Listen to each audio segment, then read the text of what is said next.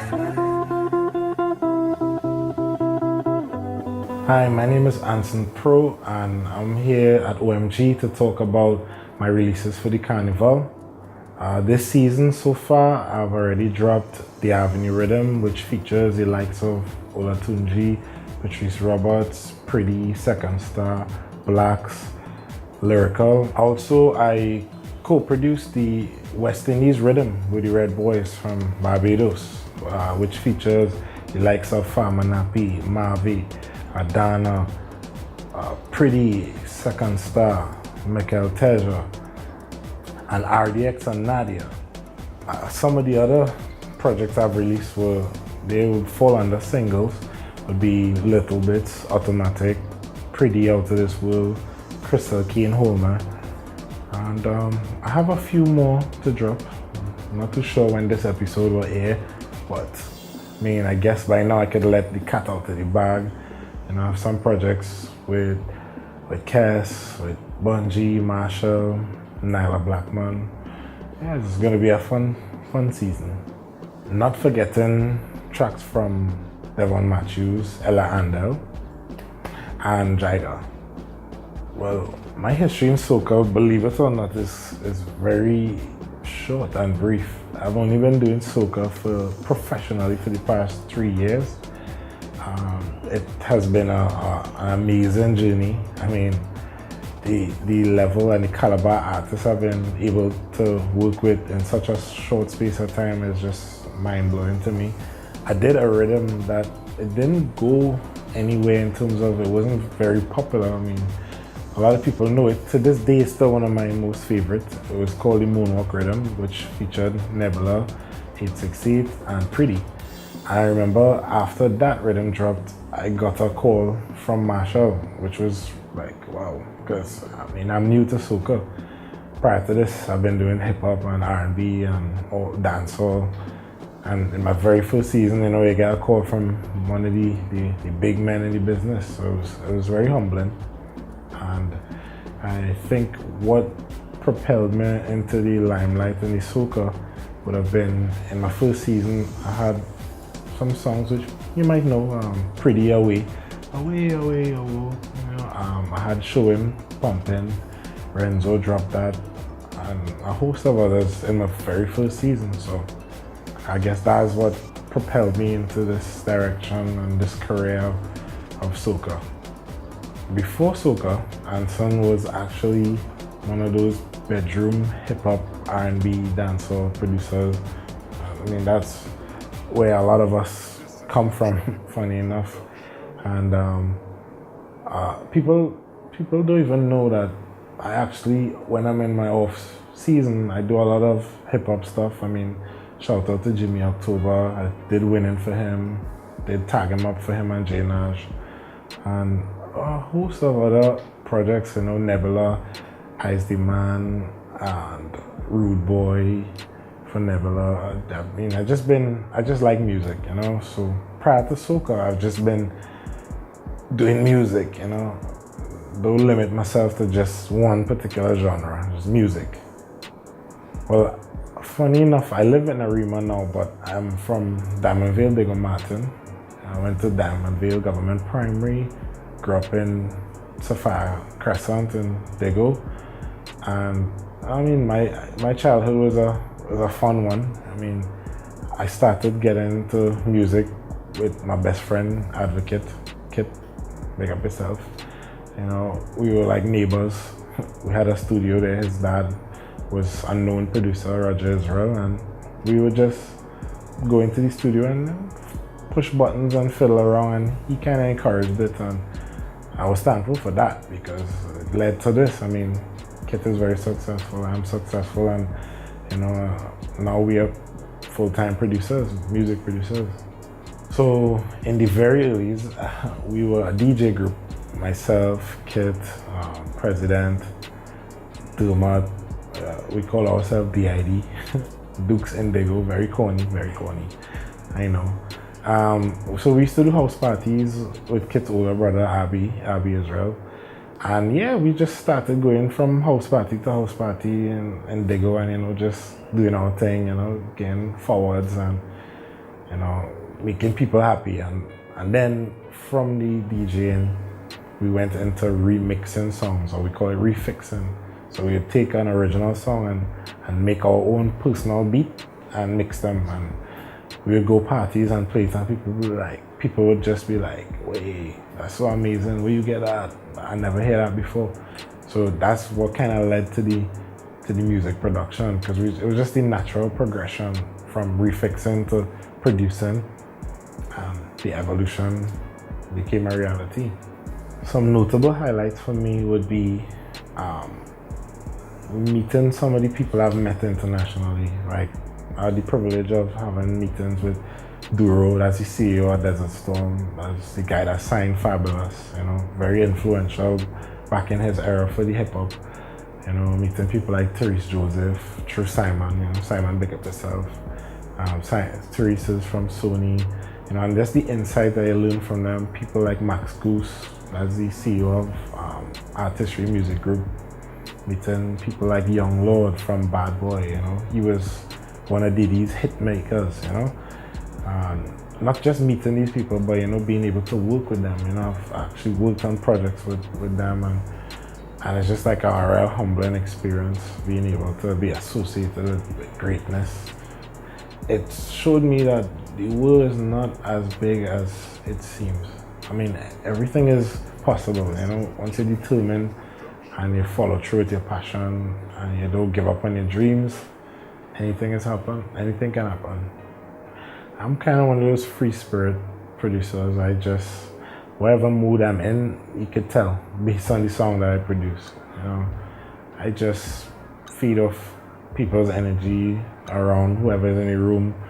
If they're in a happy mood, you're gonna get some major chords. Yeah. You know, if they're in a depressed sort of state, minor all the way. So I just make music based on moods. I like to affect mood. That's my style. That's the way I approach music. So as for philosophy, I don't really have one. It's more of just vibes at that point in time. Yeah. Well, one of the best times that I've had many best times, you know. Well, prior to the music, I used to work in the oil industry, and I mean, I've been to like over 26 countries. So that's a lot by all means, you know. We've been to like France, England, French Guiana, Martinique, Suriname, like name it. I've been there, and to me, it just collectively has just equated to some good times where I've been exposed to outside and all these different cultures, and all this has really influenced the way I approach music. Because even though I've visited these countries maybe for different reasons, because of the fact that I'm a producer and I do music, you always attract like-minded people. So I've met so many producers and so many artists internationally. It's just helped me. I mean, and I keep contact with every single one, you know. It's not easy to do that, but I understand, you know, just for the future of what I'm trying to accomplish, it's good to maintain these relationships and, you know, build and grow on it, so that when I do reach a stage where I feel like, you know, I'm ready to go to the next step, I have all these people out there just, you know, rooting for me and willing to support, and they're just being very helpful, you know.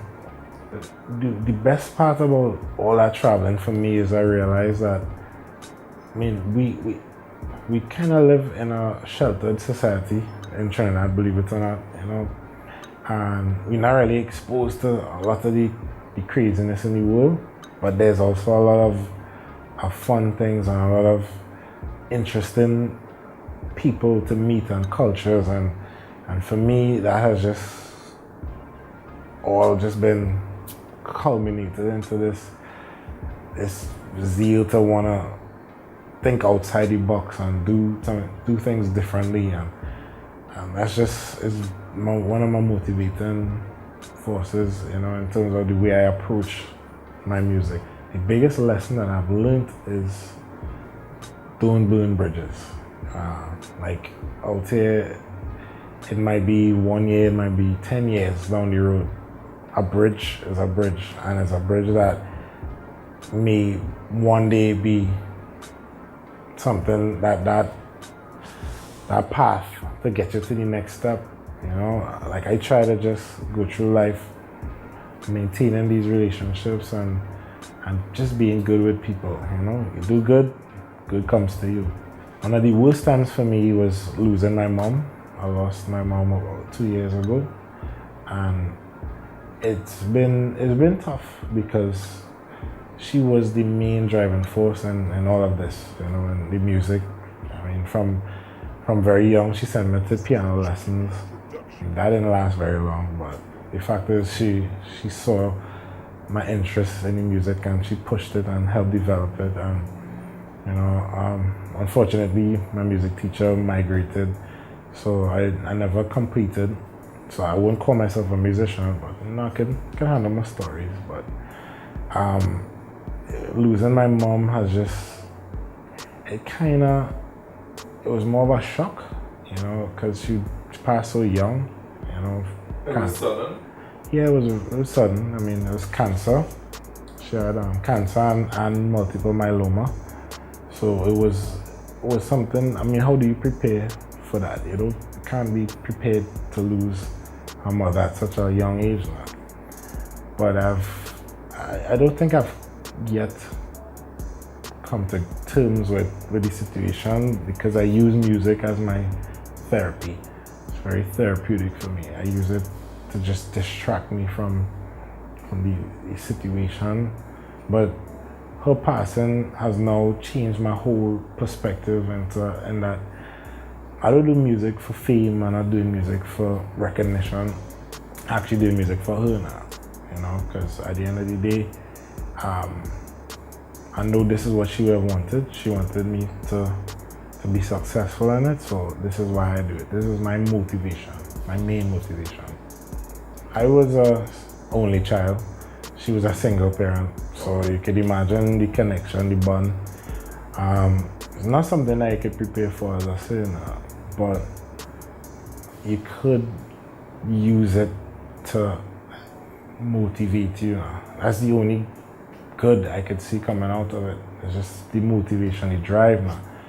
You know, I've always said that, like, if I do one day win a Grammy award or any major award, it'll be for her, like 100% for her. I was wild. I wouldn't say I was delinquent. I mean, some of my past teachers might be watching this and thinking differently, but I know every report card, Anson has a lot of potential, but he's easily distracted. So, I mean, I had high energy, but I was naturally a smart kid. I did pretty well for myself in life, you know. I graduated from UTT with my electronic diploma. So, I think she was a strict parent, which kind of was the balance. You know, wild kid, strict parent, but she was a loving mother, loving parent, and she worked hard. You know, she was a real hard worker. You know, one of the last things she did before she passed was she completed her master's degree. So, you know, I know she was real happy about that. So, my mission, I try not to complicate it. It's simple. It's progression. You know. I don't think 10 steps ahead, but I do think going forward, you know. So I think every time I plateau musically or plateau in accomplishments, then what's next now? So that's where my brain starts ticking and I start to sit and think of, you know, what's the next step for me? What do I do with all the new knowledge gained and all the new people I've met and the new friends gained, you know, the new talent you're working with, new bridges, as I said. It's always a progression, a natural progression, and I could say that the end result is a bit vague and blurred, but I guess it's progression. And it's open to anything. And it's open to anything. I don't have on blinders, you know, I just open to the world, you know. As I said before, I've been traveling a lot, and it exposed me to a lot out there. I know there's so many different markets, so many different avenues. You know, a lot of people might be watching one particular avenue when there's, you know, it's sometimes it's in your face, you know. For future projects, I actually have some really interesting things planned for the carnival period, and then right after I plan to do like a lot of international projects fused with the carnival projects with artists from abroad and locally. I've already started some of these projects. I have a lot of people on board, you know. Shout out to Montage, shout out to Fashionably, you know, shout out to, I mean, there's a multitude of people involved in this thing, you know. Dina, Max Goose, and there's a lot of people involved. So we just, right now, it's just the groundwork being done and the preparation being done in terms of we need to go out there with a proper product. So products right now, we're focusing hard on getting the standard and the quality up to international, and eventually the mission we will succeed, you know. As I said, it's just progression, natural progression. I mean, I could give an embarrassing one, but I wouldn't be smart, because this is gonna be on the net forever. So I don't think I'm gonna give an embarrassing one, you know. But I had a recent OMG moment where, well, I did this song, I co-produced on this song, Bring the Beat, which was from Marshall to Sanchin, Usain Bolt on the intro. That in itself was, you know, an OMG moment, but coming out of that, I mean, there was some real world-class producers involved in that project. And recently, you know, checking through my Instagram and I see Kick Rocks hit me up. He was like, yo, Out to This World by Pretty as Flames. Your future is bright, you know? And I was like, whoa, okay, Kick Rocks is a big one, you know? And then the conversation continued further to the point where now we're gonna be working on some stuff together, you know? Not to mention, he was in studio with Shakira, you know? So that was like, OMG. So that's a recent OMG moment for me. So thanks OMG for having me, and to the people locked on and watching this. Stay tuned. I have a lot more. Plenty gas left in the tank, you know? So just stay tuned.